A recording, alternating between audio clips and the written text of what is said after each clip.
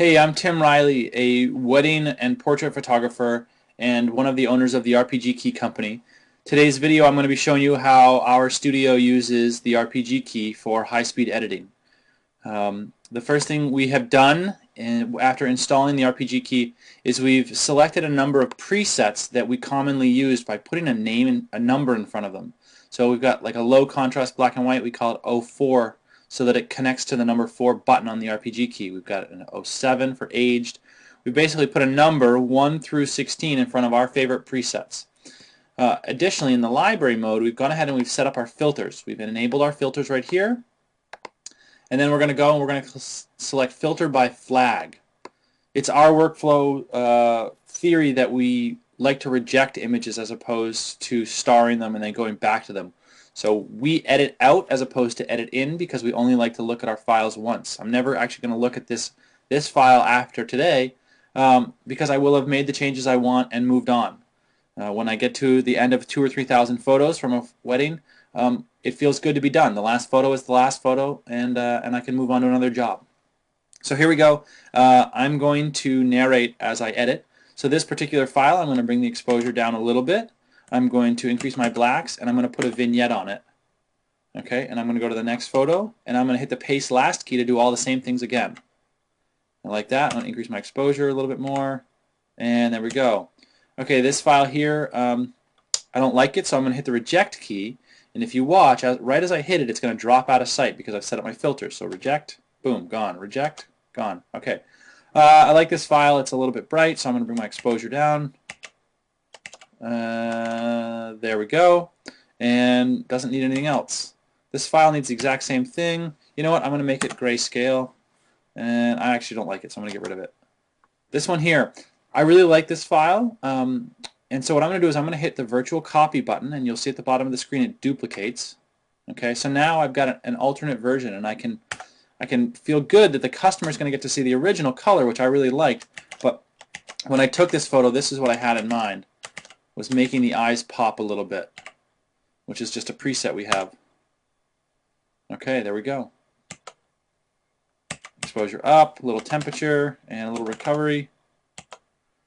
And let's say we want to put a gradient on this photo. So I'm going to grab the gradient tool with the keyboard and darken up there.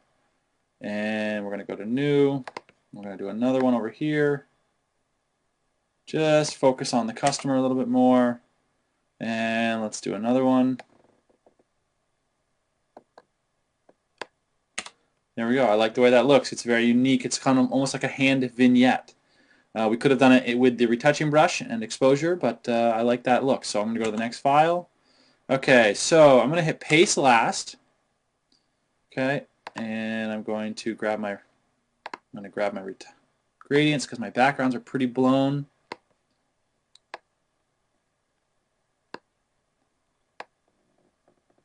And there we go. In the end, I probably would have gotten rid of this photo, so I'm going to reject it. I really like this photo. I'm going to bring the exposure down and maybe go with an old school color. Wow, don't like that. One of the great things about having presets at your fingertips is that if you select one and you don't like it, it's so easy to just basically hit reset and select a different one. I'm going to grab that gradient again, put a gradient right here. Now I'm going to move it. There we go. That's what I had in mind when I took that file. Actually, I didn't take these files. These are from Tracy Taylor from Taylor Made Portrait Studios in Texas. So thank you, Tracy. Bring my exposure down. Okay, folks, you get the idea. You can work in the library mode. You can work in the develop mode. Okay, we're going to hit enter.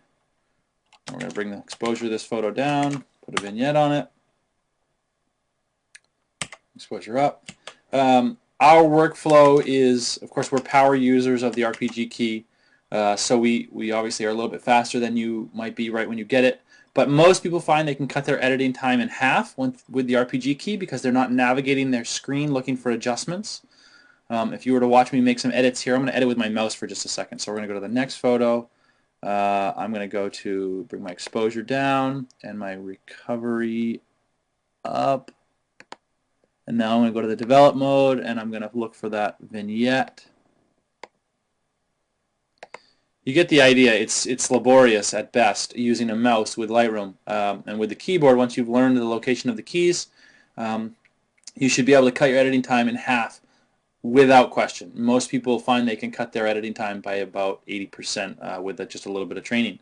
So there it is. That's how we use the RPG key. That's how we set Lightroom up for use with the RPG key.